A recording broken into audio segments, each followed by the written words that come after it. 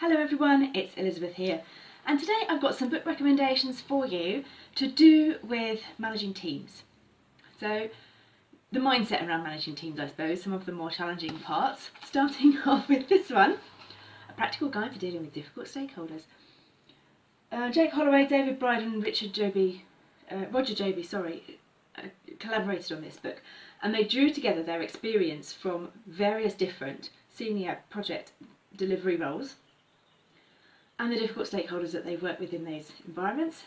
And what they've ended up with is a very practical guide. It's published by Gower, who's traditionally quite an academic publisher, I find anyway, but there's not that much theory in here. It's very practical guidance that you can apply when you're working with difficult people, especially difficult people in senior positions like project sponsors.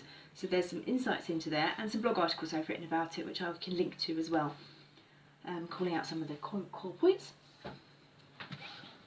This one, Conflict 101, Susan Shearhouse, was a game changer for me because I hate conflict. I would prefer not to deal with it at all, but she gives you some strategies to deal with difficult teams in such a helpful way.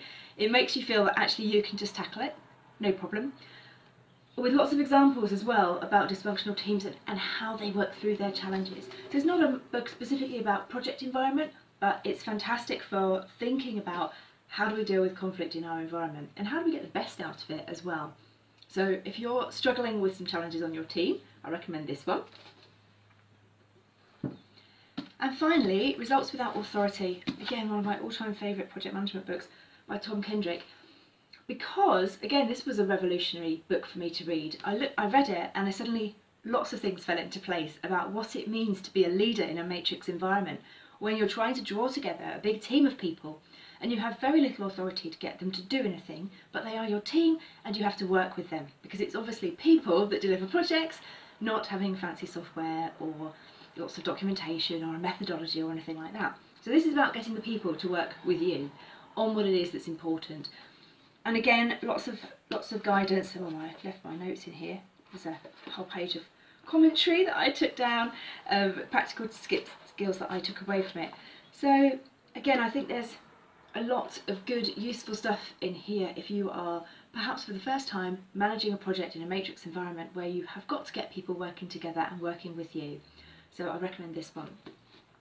I'd love to hear your recommendations for books about difficult stakeholders, working in a team, and getting the best out of the people that you're working with in your project environment. So by all means, tell me your favourites, leave them in the comments, and I look forward to reading them. So thanks for listening to this video, and I will see you in my next recording. Bye.